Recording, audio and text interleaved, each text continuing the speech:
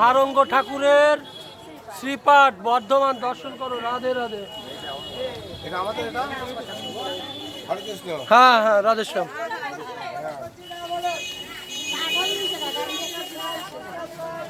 এটা সিদ্ধপুকুর আর সারঙ্গ মোরাই ঠাকুর দর্শন করো। এটা গোপীনাথ দেখবেন বসে যাবে। রাধেশ্যাম রাধেশ্যাম। হ্যাঁ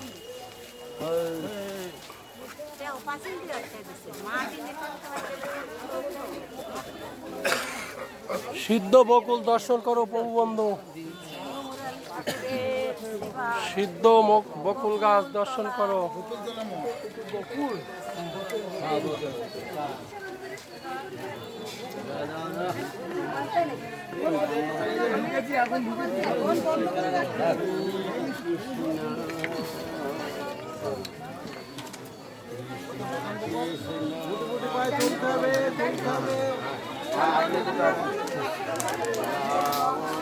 রাধে রাধে।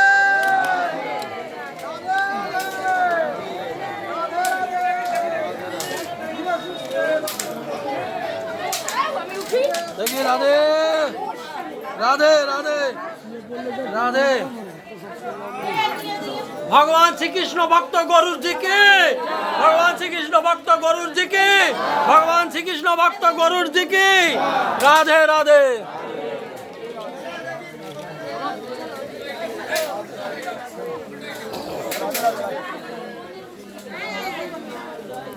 সিদ্ধ বকুল দর্শন করো বর্ধমান। সারঙ্গ মুরারি ঠাকুরের শ্রীপাঠ বকুল গাছ দর্শন করো। রাধে রাধে।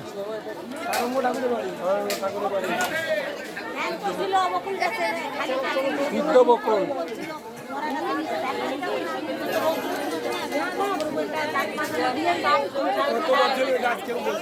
বহু গাছ, কম করে 500 বছর।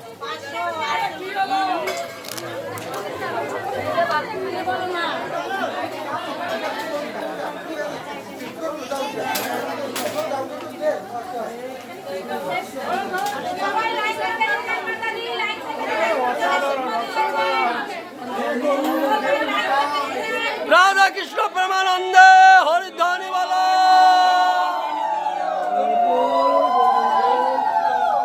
গোপীনাথ কি জয়। রাধে।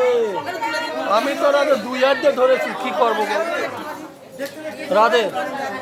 ভিডিও চালাও রাধে। ধাক্কা ধাক্কাতে আমি চলে যাবো না এখন, আমি বাইরে যা করে দিচ্ছি। চলো এখানে ধাক্কা। হ্যাঁ আমি তুলছি তুলছি। দাও দাও দাও। রাধে ধরো। এদিকে ধরে এদিক ধরে ভক্তের ঠাকুরটা একটু তুলে দিলে ধরো। ঠাকুরটা তুলে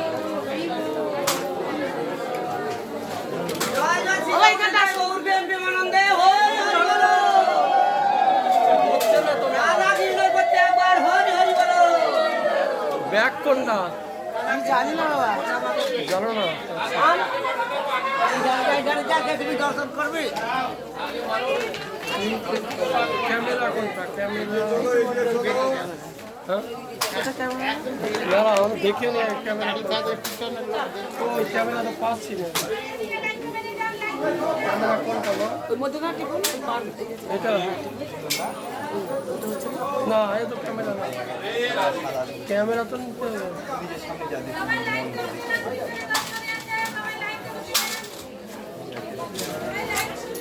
না রে মা, তো ক্যামেরা পাচ্ছি না।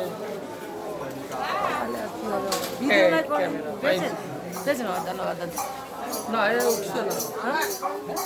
ভিডিও করে দিন। ক্যামেরায় তো খুঁজে পাচ্ছি না।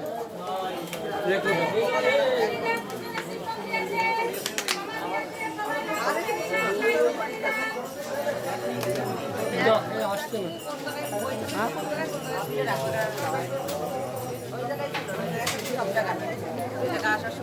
আমি আবার দেখাই দিই।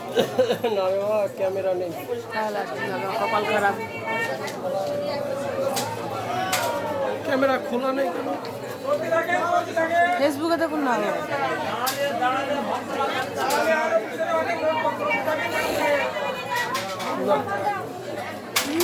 আসছে না। চলুন তাহলে আর কি। চেষ্টা করছি তো। এই যে বাবা দেন না তো তুলে, আপনি জানেন না কি তুলে দেন না।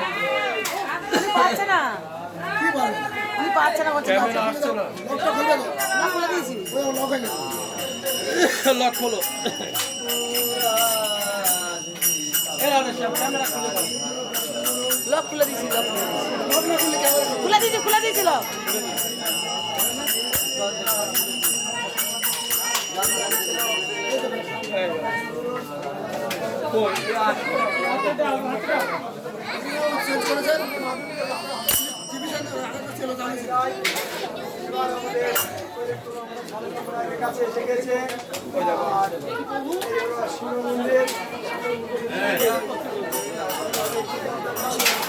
ক্যামেরা তো আসবে।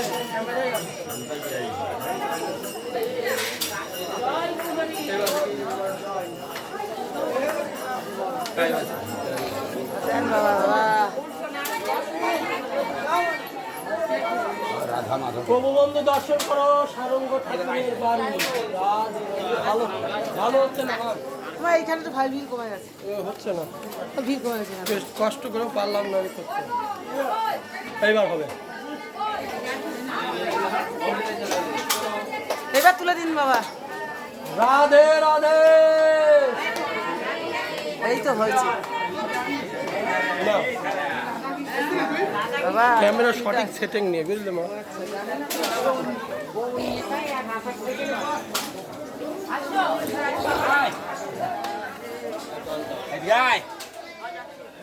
সারঙ্গ ঠাকুরের শ্রীপাঠ দর্শন করলে প্রভু বন্ধু ভক্তের ঢল নেমেছে। দেখো শিব মন্দির সামনে।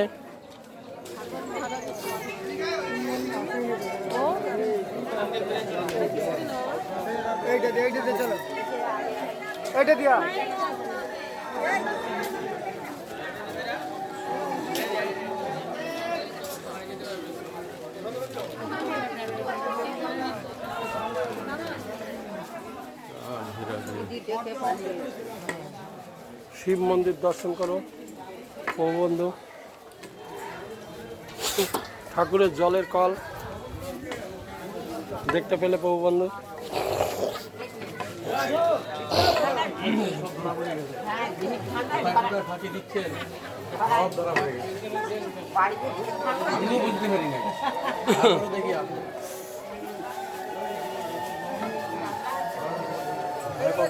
হরে কৃষ্ণ কৃষ্ণ কৃষ্ণ হরে হরে। শ্রীপাদ নিত্যানন্দ প্রভুর পোষ্যপুত্র সারঙ্গ ঠাকুরের বাড়ি দর্শন করো। দর্শন করুন। হরে কৃষ্ণ গিরি গোবর্ধন দর্শন করো। কৃষ্ণ কৃষ্ণ হরে সারঙ্গ ঠাকুরের বাড়িতে গিরি গোবর্ধন দর্শন করো। দর্শন করলে প্রভু বন্ধু রাধে রাধে। জয় গিরিধারী। হরে কৃষ্ণ সমস্ত তীর্থকে নিয়ে এসছে, গিরিধরকে এখানে নিয়ে এসছে আমার গৌর সুন্দর দর্শন করো। রাধে রাধে।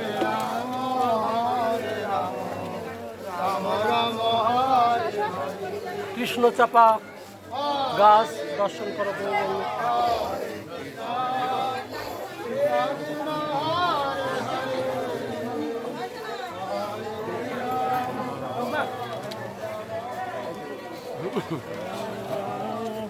গিরিধর পরিক্রমা করছে দর্শন করো প্রভু বন্ধু।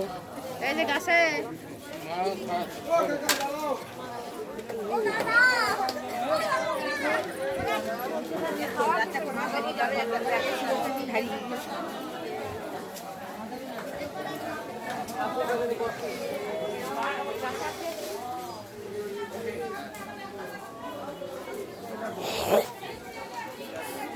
সব উঠেছে একসাথে করতে।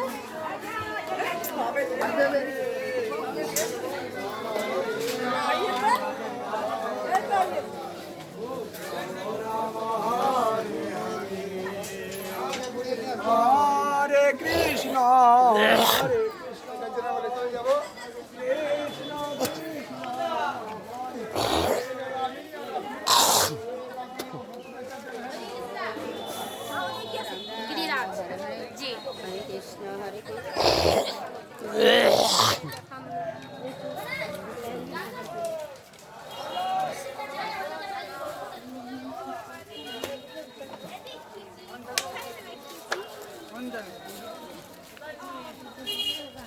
সারঙ্গ ঠাকুর শ্রীপাঠ থেকে বেরিয়ে যাচ্ছি। প্রভুবন্ধ দর্শন করো।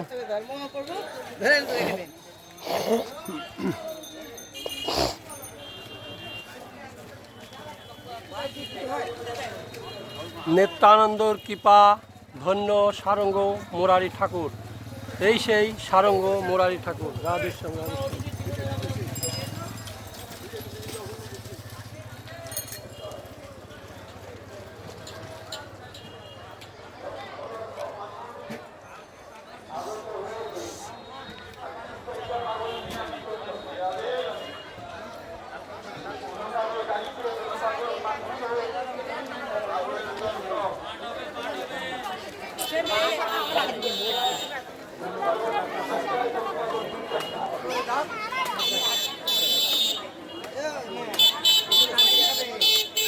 রাধেশ্যাম।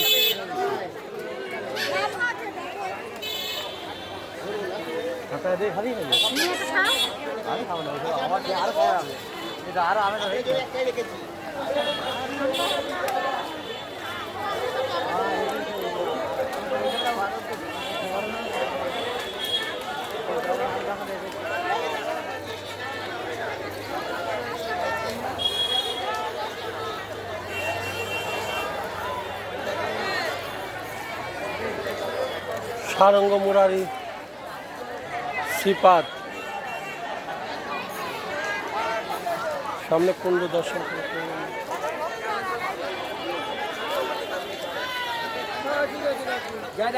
রাধেশ্যাম রাধেশ্যাম চলো।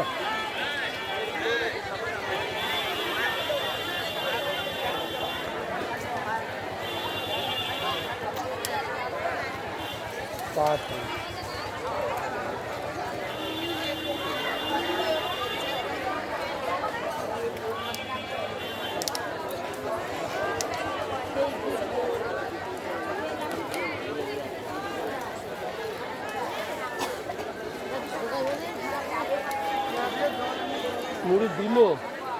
মুড়ি দিল না কিনে নিয়ে এসছো?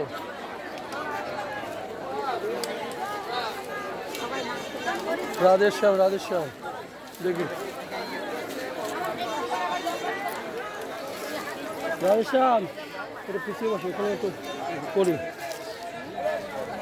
পাঠ করবে তো একটু একটু পিছিয়ে বসো। রাধেশ্যাম রাধেশ্যাম।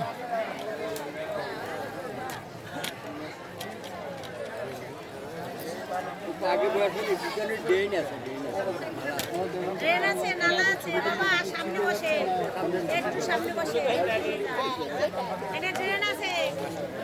রাধেশ্যাম রাধেশ্যাম।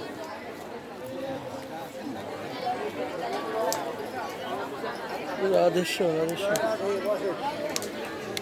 রাধেশ্যাম রাধেশ্যাম। রাধেশ্যাম একটু এগিয়ে বসো, রাখবো তো এই জন্য ভিডিও করবো। একটু আরেকটু এগিয়ে বসো।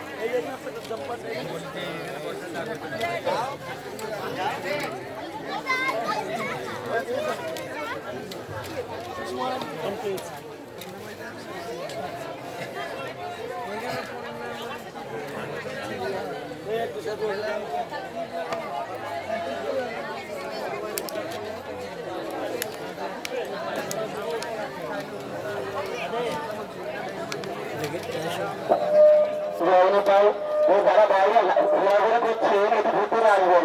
রাস্তাটাকে ক্লিয়ার করুন, গাড়ি ঘোড়া যেতে একটু সুবিধা করে দেন।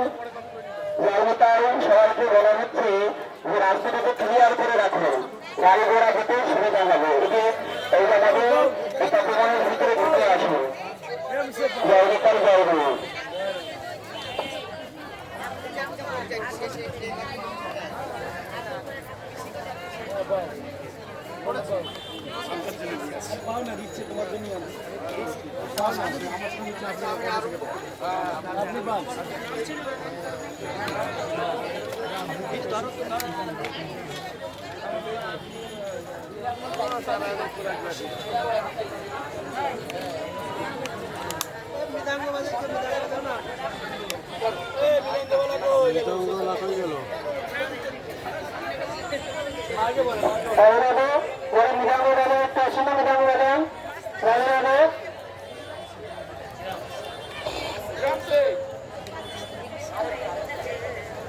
বাজাবে কিন্তু যারা মেধাবী একটু পারে একটু আসুন না তাদের আগে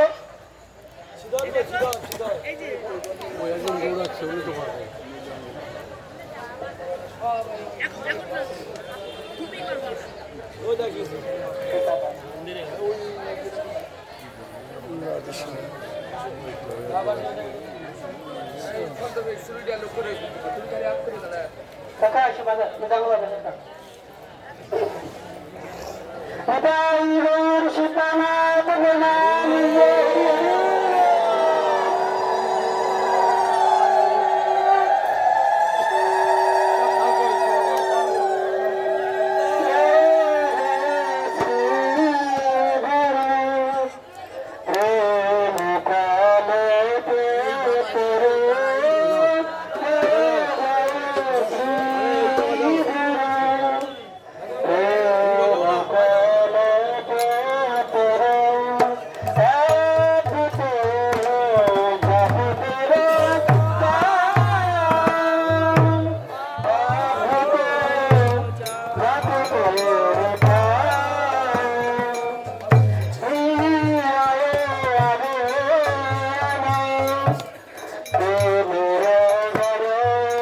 এদিক দিয়ে আসে বলে।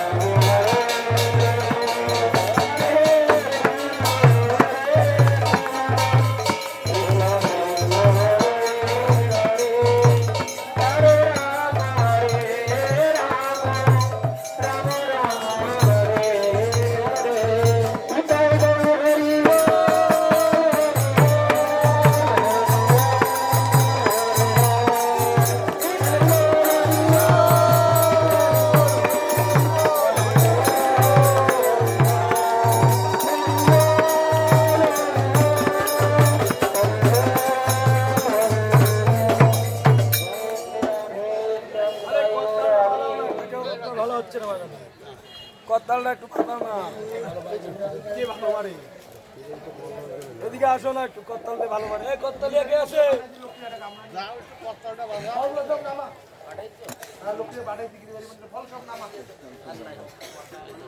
আচ্ছা শোনো মাথায় উল্টে বলবা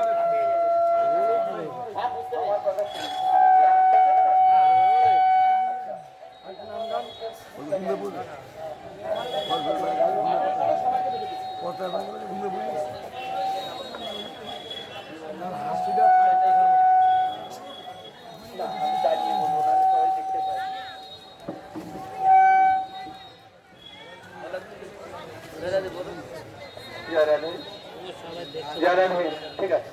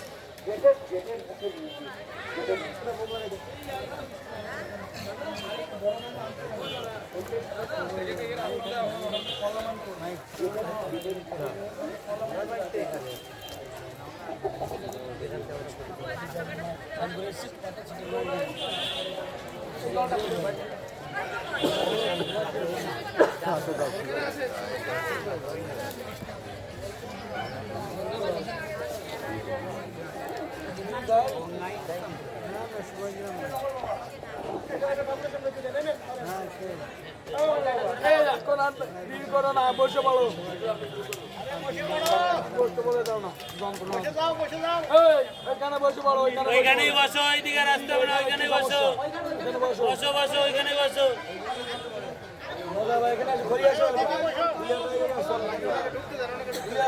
কত্তালে কে আছে কত্তালে একজন চলে আসে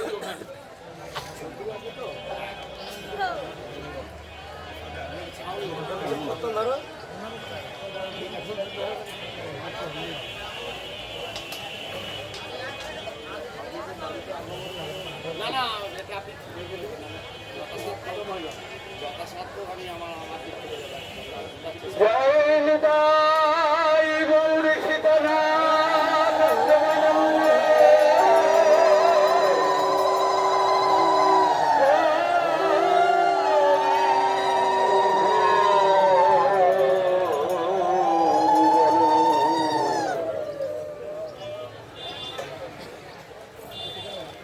চলে গৌরচন্দ্রায় রাধিকায় স্তরালয়ে কৃষ্ণায় কৃষ্ণ ভক্তায় তদ্ভক্তায় নমো নমঃ।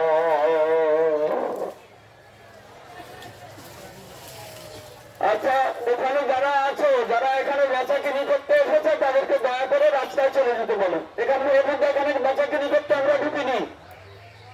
ওরা একটু দেখো, যারা এখানে বেচাকিনি করতে এসেছে তারা রাস্তায় বাইরে রাস্তায় চলে যাবে। এটা এখন বেচাকিনির জায়গা নয়। জয় নিতাই গৌর হরিবোল।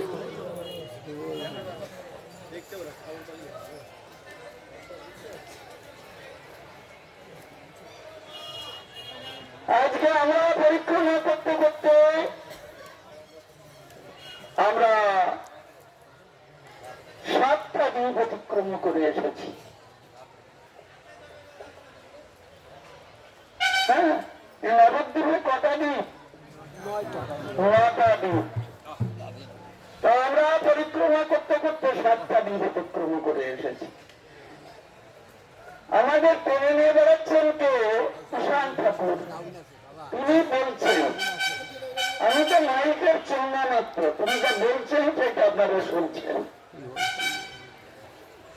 তো ঈশান ঠাকুর, তার পিছনে শ্রীনিবাস আচার্য প্রভু, নরোত্তম ঠাকুর মহাশয় এবং রামচন্দ্র কবিরাজ। আমরা শ্রীগুরু চরণ কমল বিদায় ধরে হরিনাম করতে করতে তাদের সেই মুখনিসৃত কথামৃত আস্বাদনের জন্য একটু লালসার মতো পেছনে পেছনে আমরা ছুটছি। তো আজকে আমরা 7টা দ্বীপ অতিক্রম করে আমরা এই 8ম দ্বীপে এসে আমরা পদার্পণ করেছি। এটার নাম জন্মদ্বীপ। জন্মদ্বীপ। আপনারা জন্মমুনির কথা শ্রবণ করে থাকবেন। জন্মমুনি, জন্মমুনি বহু পরীক্ষা করেছেন, বহু জায়গায় জন্মমুনি তিনি কুঠিয়া করে করে পরীক্ষা করেছেন। কিন্তু পরীক্ষা করলে কি হয়? সাধনার যিনি ইষ্ট বস্তু তাকে তিনি দর্শন লাভ করতে পারেননি। এখন তপস্যা করা কি? তপস্যা করা শাস্ত্র অধ্যয়ন করা, শাস্ত্র একটু জানতে হবে। হ্যাঁ, শাস্ত্র অধ্যয়ন করা। তো জন্ম মানে বেদ, পুরাণ, উপনিষদ, স্মৃতি, শ্রুতি, মহাভারত, গীতা ইত্যাদি শাস্ত্র তিনি অধ্যয়ন করেছেন। অধ্যয়ন করে দেখলেন ভগবানকে যদি পেতে হয় তাহলে নবদ্বীপ যেতে হবে। নবদ্বীপ, কেননা আমাদের সনাতন ধর্মে ভগবান একজন, এটা শাস্ত্র অধ্যয়ন না করলে সে বুঝতে পারে না। হ্যাঁ, শাস্ত্র যার অধ্যয়ন হয়নি তিনি ভগবত তত্ত্ব নিরূপণ করতে পারেন না। একজনের নাম বললেই তিনি বলবেন হ্যাঁ ইনি ভগবান। তো আজকে এই কয়েকদিন ধরে আমি আপনাদের বিরক্ত করছি ভগবানকে চেনানোর জন্য। জানি না কতটুকু চিনাতে পারলাম। আমাদের সনাতন ধর্মে একজন, দুজন ভগবান হয় না। ঈশ্বরে মেকম দ্বিতীয় নাস্তি, দুজন ভগবান হয় না। তাই সেই একজন ভগবান হলেন কে? কৃষ্ণস্তু ভগবান স্বয়ং। স্বয়ং ভগবান হলেন শ্রীকৃষ্ণ। আর যত ভগবানের নাম শুনছেন চাংশ কলা, ভগবানের এক একটা অংশ, এক এক অংশ। স্বয়ং ভগবান শ্রীকৃষ্ণ হলেন গোলকাধিপতি। ভগবানের অংশ কলা যারা, তাদেরকে অবতার বলা হয়। অবতার হলেন বৈকুণ্ঠ বিহারী। এই অবতাররাও গোলকে যেতে পারেন না। তাহলে গোলকে থাকেন কে? ভগবান শ্রীকৃষ্ণ। কেমন? এইবার জন্মমুনি পুরাণাদি শাস্ত্র পাঠ করে দেখলেন ভগবান জগতের বুকে নামছেন। তো আমি যদি এই তপলোকে থাকি, জনলোক, তপলোক, সত্যলোক, আমি যদি তপলোকে থাকি, তাহলে ভগবান এখানে নামবেন না, আমিও ভগবানের দেখা পাবো না। সেই ভগবান গোলক থেকে নেমে এসেছেন, যিনি স্বয়ং ভগবান। একটু আগে বললাম দেখুন ভগবানের অবতাররা বৈকুণ্ঠ বিহার। আচ্ছা, গোলকে থাকেন আমাদের সনাতন ধর্মে একজন ভগবান, তিনি গোলকে থাকেন, তার নাম কৃষ্ণ। কেমন? দেখুন যাদের বুদ্ধি আছে তারা বুঝতে পারবেন। এইবার ভগবান যখন গোলক থেকে ভুলোকে নামছেন, সেখানে ব্রহ্মাণ্ড পুরাণে বর্ণিত আছে, গোলকঞ্চ পরিত্যজ্য লোকানাং ত্রাণকারণাৎ কলৌ গৌরাঙ্গ রূপেণ লীলাবন্য বিগ্রহ। গোলক ধাম পরিত্যাগ করে জগতের বুকে নামছেন। গোলকঞ্চ পরিত্যজ্য কেন নামছেন? লোকানাং ত্রাণকারণাৎ, সমস্ত মানুষকে পরিত্রাণ করবার জন্য, সমস্ত মানুষকে। এই জন্য আজকে ব্রাহ্মণ থেকে চন্ডাল পর্যন্ত কারোর ভয় নেই। ভগবান কোন জাত হিসাবে তাকে বেছে বেছে কৃপা করবার জন্য আসেননি, তিনি সমস্ত লোককে পরিত্রাণ করবার জন্য এসেছেন। লোকানাং ত্রাণকারণাৎ, তিনি কলিযুগে নামছেন কি রূপে? গোলকিত থাকেন কৃষ্ণ। তিনি বলছেন গোলকঞ্চ পরিত্যজ্য লোকানাং ত্রাণকারণাৎ কলৌ গৌরাঙ্গ রূপেণ লীলাবন্য বিগ্রহ। তিনি এবার কৃষ্ণ হয়ে নামছেন না, তিনি এবার গৌরাঙ্গ হয়ে নামছেন, গৌরাঙ্গ স্বরূপে। হ্যাঁ, এই জন্য গৌরাঙ্গ রূপে না, শুধু নামটা গৌরাঙ্গ নয়, রূপটাও তার গৌরাঙ্গ, তাই তো নাম হয়েছে গৌরাঙ্গ। কলৌ গৌরাঙ্গ রূপেণ লীলাবন্য বিগ্রহ। তিনি এই নবদ্বীপে নেমে তিনি কোথায় নামছেন সেটা জন্মমুনি ধরে ফেললেন। ঋষিপাদ নারদকে পরিষ্কার বলেছেন, ঋষিপাদ নারদ কলৌ সংকীর্তনারম্ভে ভবিষ্যামি শচীসুত সর্বদ্যুতি সংস্থায় নবদ্বীপে জনাশ্রয়। আমি নবদ্বীপে গিয়ে নামবো এবার এই কলিযুগে। কলৌ মানে কলিযুগে, নবদ্বীপে। তাহলে মোটামুটি ঠিকানাটা পাওয়া গেল। হ্যাঁ, জন্মমুনি তখন চিন্তা করলেন, সেই তপলোক পরিত্যাগ করে জন্মমুনি নেমে এলেন এই নদীয়ায়। হ্যাঁ, বুঝতে পারছেন নদীয়ার মহিমাটা? বুঝতে পারছেন? বুঝতে পারছেন না? হ্যাঁ, যারা ছাগল পোষেন তারা একটু ভালো করে বুঝবেন, হ্যাঁ, যারা মূর্তি পোষেন তারা একটু ভালো করে বুঝবেন। কোথায় আপনি আজ এসেছেন আর বাড়ি গিয়ে আপনি কি করবেন, কি করছেন, এটা মাথার মধ্যে যেন ভালো করে ঢুকে যায়। একটু চিন্তা ভাবনা করবেন।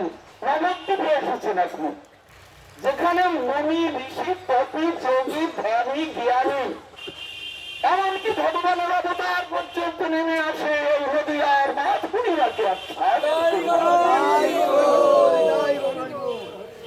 চিন্তা করুন এই নদীয়ার কথা। সেই নদীয়ায় আমরা হরিনাম করে কীর্তন করে চলেছি, আমাদের যেন কোনো পরিবর্তন হয়। তো আমরা এসেছি এই জন্মমুনির তপবনে। এখন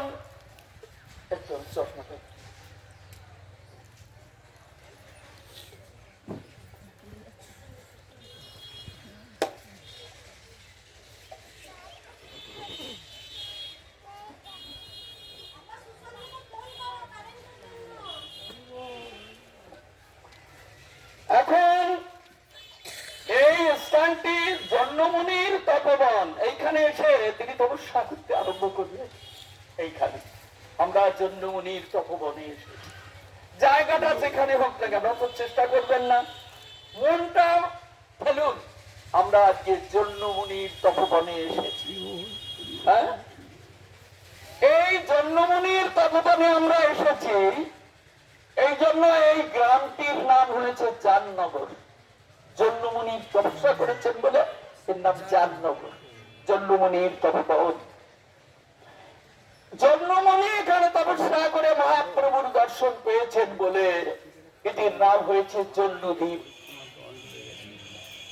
হ্যাঁ, এই আমরা জন্মদ্বীপে আমরা এসে জন্মমুনির তপবনে এখন আমরা অবস্থান করছি। জন্মমুনি পরম আনন্দে এইখানে দেখি নবদ্বীপ শোভা বিচরয় মনে। এই নবদ্বীপে ভগবান আসবেন বলে যোগমায়া দেবী কত সুন্দর করে এই নবদ্বীপকে সাজিয়েছেন, তাও একটু ভাবুন। ভগবান আসবেন, মঞ্চটা কত সুন্দর হবে। তা আবার যে সে সাজায়নি, সাজিয়েছেন যোগমায়া।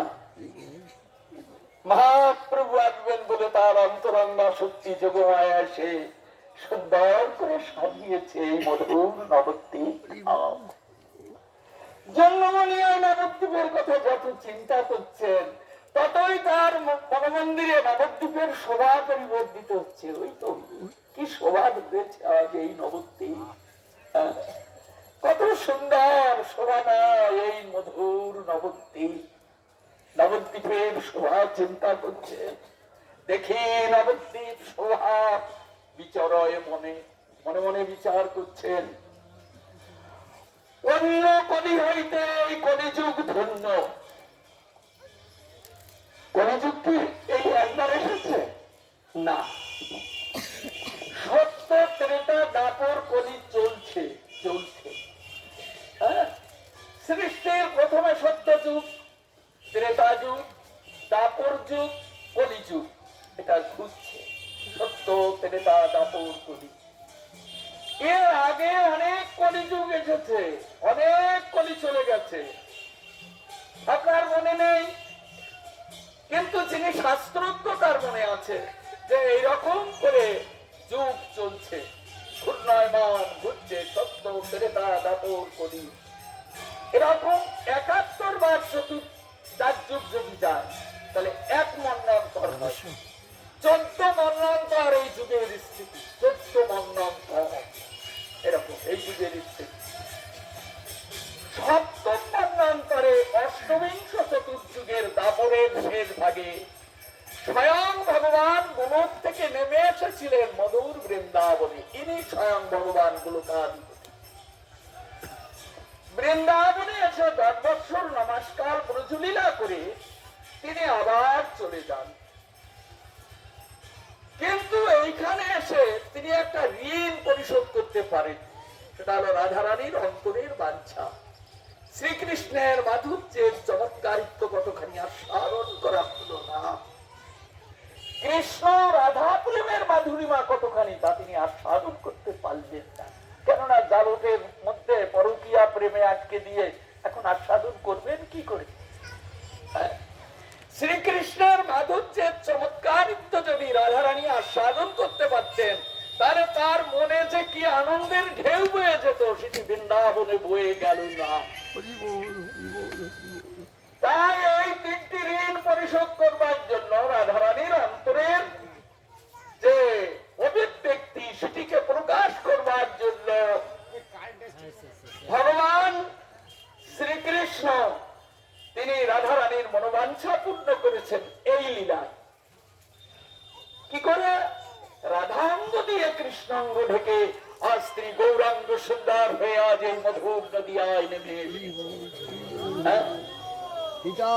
কেননা রাধারানীর ইচ্ছা তোমার প্রতি অঙ্গ চায়, আমার প্রতি অঙ্গ আস্বাদিতে, তোমার প্রতি অঙ্গের সঙ্গে আমার প্রতি অঙ্গ মিলে যাবে, তবেই তো মিটবে আমার মনের স্বাদ।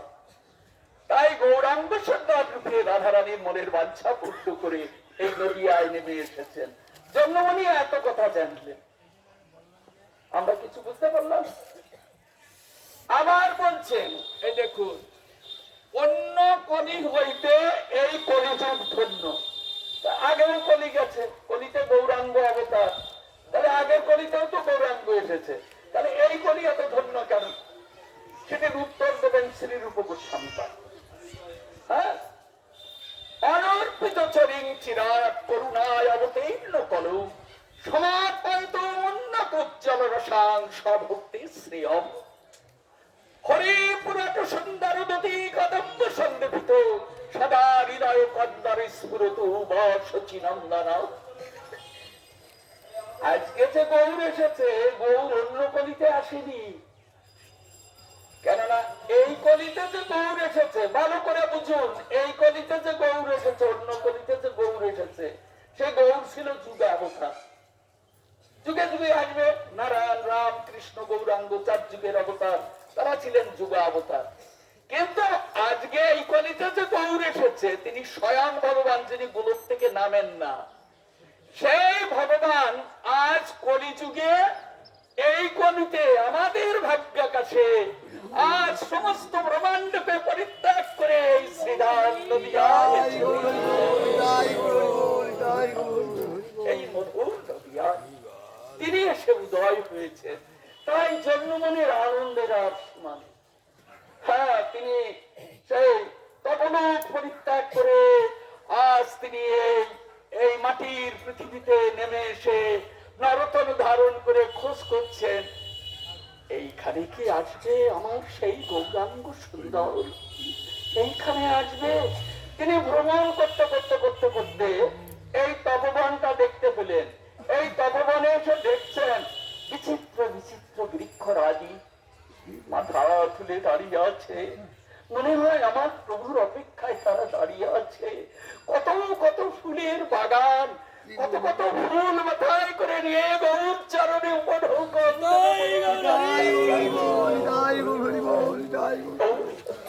চরণে।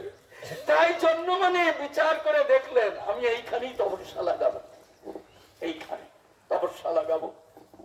নবদ্বীপে অবতীর্ণ কলির প্রথমে ধরিব যে গৌরবর্ণ উপমার পাপ, সে গৌরবর্ণ ধারণ করবে উপমার পাপ।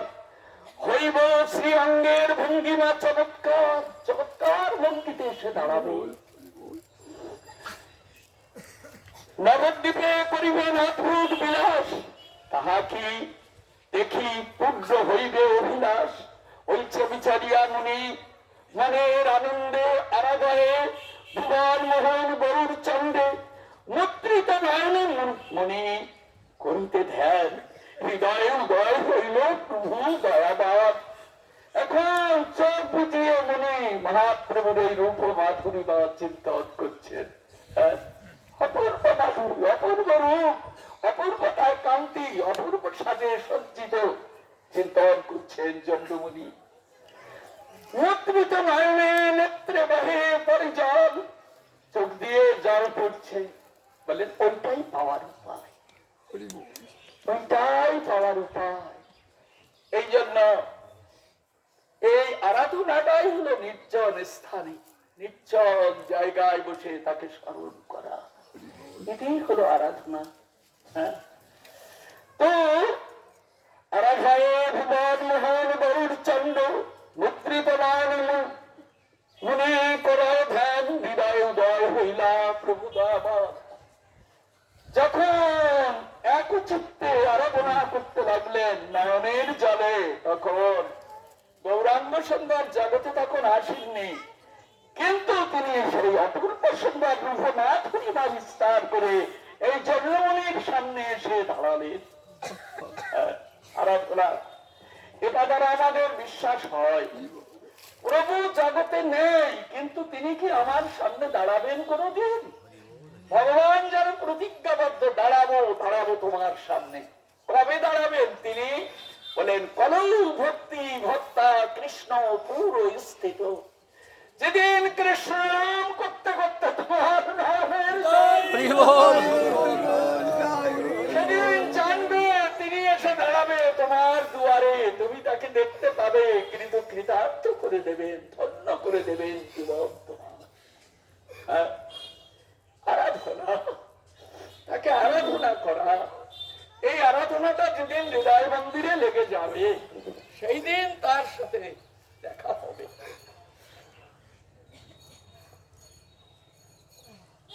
জন্য মনে এই প্রকার আরাধনা করে মহাপ্রভু সাক্ষাৎ প্রকট হলেন। হৃদয় উদয় হইলা প্রভু দয়াবান। কিন্তু মহাপ্রভুকে দেখতে দেখতে আবার দেখলেন শ্যামল সুন্দর মূরতি ত্রিভুবন মোহে। এখন দেখলেন বউ বর্ণ নেই, উনিকে পরিচয় দিচ্ছেন, চেনাচ্ছেন। কাকে দেখলেন? হ্যাঁ, চেনাচ্ছেন। কিরকম পরিচয় দিচ্ছেন দেখুন।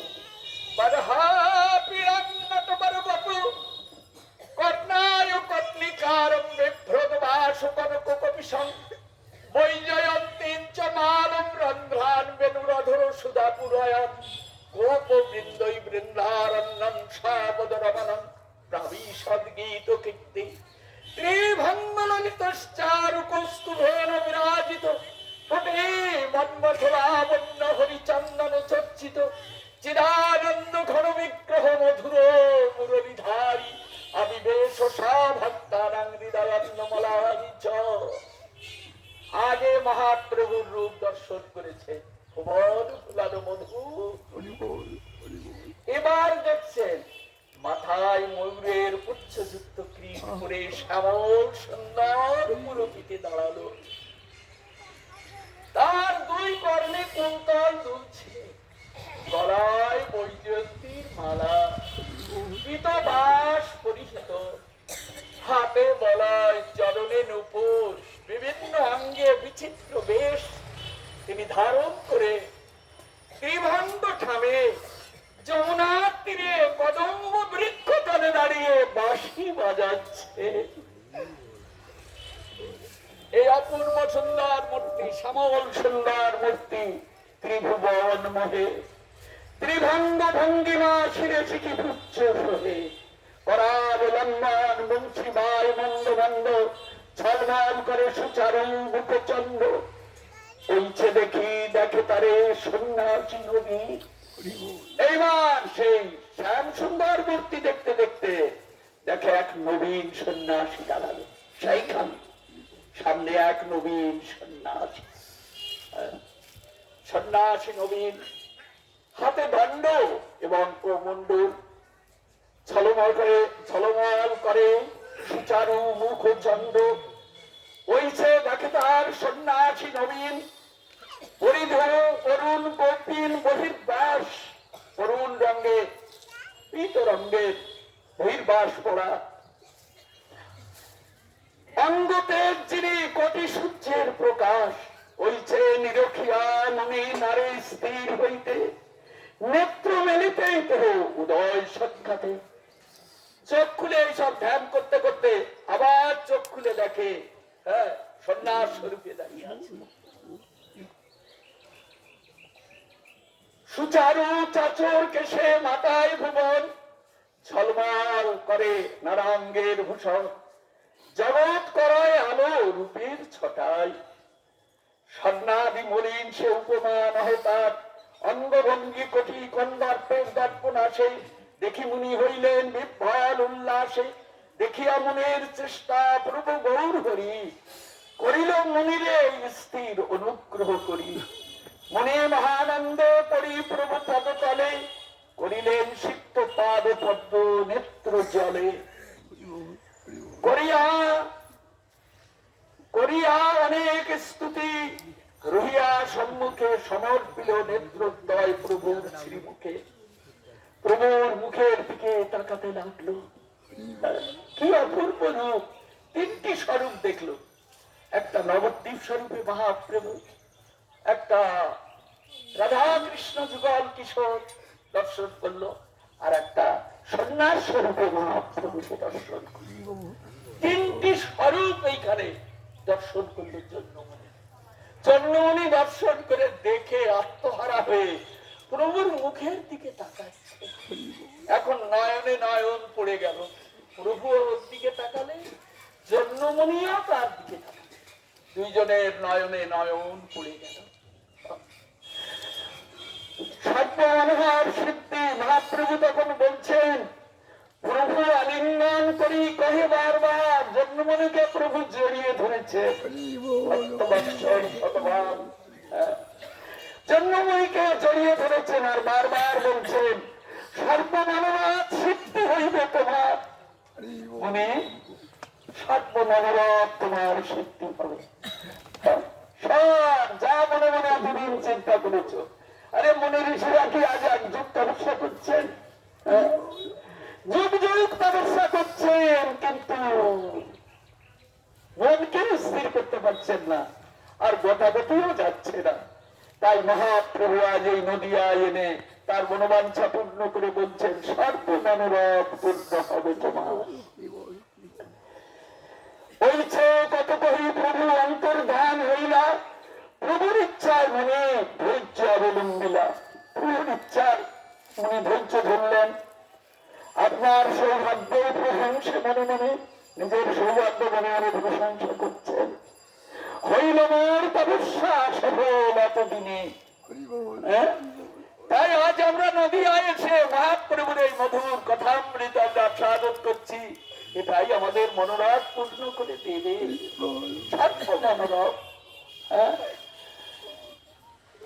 হইল তপস্যা সফল এতদিনে, কত সাত নদিয়ার মহিমা কহিতে নিরন্তর।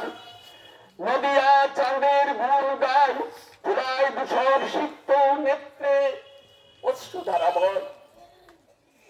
এই নদিয়ার পথে গোড়াতে লাগলো জন্মমুনি, তার নয়নের জালে সিক্ত হতে লাগলো তার বসন ভূষণ। কি দেখলাম আমি, কি অবতার তিনি সাক্ষাৎ করলেন। জন্মমুনি মহানন্দে রহে এইখানে, এই তপবনে জন্মমুনি থেকে গেলেন। এখান থেকে আমি আর যাব না, যতদিন পর্যন্ত এ দেহে প্রাণ থাকবে এই স্থানই আমি থাকবো। এর থেকে ভালো স্থান এই জগতে আর নেই।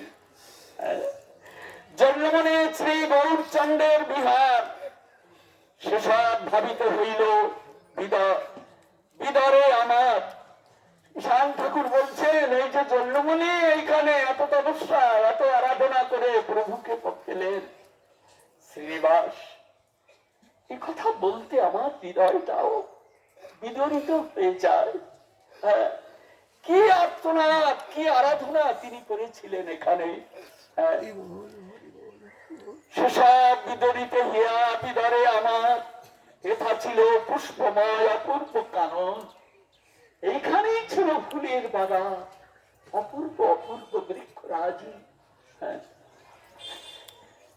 লোকে কহে, এই জন্য এই স্থানে এসে লোকে কহে এটি জন্মমুনির তপবন।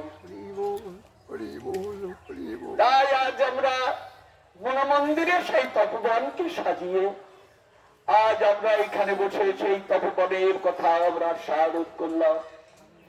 এইখানে মহাপ্রভু জন্মমুনিকে কৃপা করেছিলেন, আমরাও তার কৃপার পথখানি চেয়ে এসেছি তার উদ্দেশ্যে।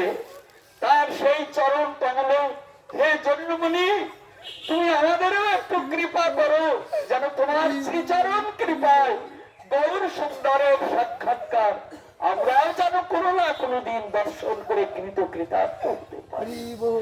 উঠবেন না, এর থেকে আরো ভালো কথা আছে, আরো ভালো কথা আছে। এই জন্য এই স্থানটির নাম হলো জন্মমুনির তপবন। এই স্থানের কথা যারা শ্রদ্ধানুচিত্তে শ্রবণ করে তারা ভগবানকে ভালো করে বন্দনা করবার, স্তব স্তুতি করবার ক্ষমতা তাদের হৃদয় মন্দিরে এসে উপস্থিত হয়। জানেন, এই যেখানে এসেছি এই পথ দিয়ে মহাপ্রভু প্রতিদিন ওই চলে যেতেন, ওই বিদ্যানগরে। বিদ্যানগরে চলে যেতেন, গঙ্গাদাস পণ্ডিতের তোলে প্রতিদিন এই পথে যেতেন এবং এই পথে আসতেন। দেখুন এই জায়গাটার মহিমা একবার ভেবে দেখুন। প্রতিদিন যে মন্দিরে আপনারা গেলেন, গোপীনাথ মন্দির, রাধা গোপীনাথ মন্দির, এটা সারেঙ্গ মুরারির শোভিত বিগ্রহ, এই রাধা গোপীনাথ মন্দির। হ্যাঁ, সারেঙ্গ মুরারির শোভিত বিগ্রহ। সারেঙ্গদেব মহাপ্রভুর খুব প্রিয় ভক্ত ছিলেন। মহাপ্রভু যখন ওই বিদ্যানগরে যেতেন তখন এইখানে ঢুকতেন, এইখানে। হ্যাঁ, এই সারেঙ্গ মুরারির পাঠে গোপীনাথ জিউ এই মন্দিরে ঢুকতেন। সারেঙ্গদেবের সঙ্গে একটু কথা বলে যেতেন। সারেঙ্গদেব নিয়ম করে ভোরবেলায় 1 লক্ষ নাম করে তবে ওই বকুল গাছের তল থেকে উঠতেন। সারেঙ্গ মুরারি এই বকুল গাছের তলায় সারা জীবন তপস্যা করে গেছেন সারেঙ্গদেব। মহাপ্রভু এসে সারেঙ্গদেবকে বলেন, সারেঙ্গদেব তুমি তো বুড়ো হতে চললে, তা এত শিষ্য টিষ্য করলে না, এই গোপীনাথজির সেবা চলবে কি করে? হ্যাঁ, গোপীনাথের সেবা কি করে চলবে? তুমি একজন শিষ্য কর। মহাপ্রভু বলতেন। সারেঙ্গদেব বলতেন, ঠাকুর তুমি কি বলছো? আমার কি শিষ্য করার ক্ষমতা আছে? হ্যাঁ, শিষ্য করার ক্ষমতা আছে? বুঝবেন, যারা ভজন সাধন করে না তারা লোক দেখলেই মনে করে ওকে যদি শিষ্য করতে পারতাম কান করে টেনে টেনে শিষ্য করে। হ্যাঁ, আমার চোখে দেখা, সারা ভারতবর্ষ তো প্রায় ঘুরেছি। তারা মনে করে কি জগতে যদি সব আমার শিষ্য হয়ে যেত। আর যারা একনিষ্ঠ চিত্তে ভগবানকে ভজন করছেন তারা মহাপ্রভু এসে ভাবছেন, সারেঙ্গদেব একজন শিষ্য করো। সারেঙ্গদেব বলছেন, আমি কি শিষ্য করার যোগ্য? আমি কি গুরু হওয়ার যোগ্য? ঠাকুর তুমি যাই বলো না কেন, আমি শিষ্য করতে পারবো না। কেননা নিজে উদ্ধার হওয়ার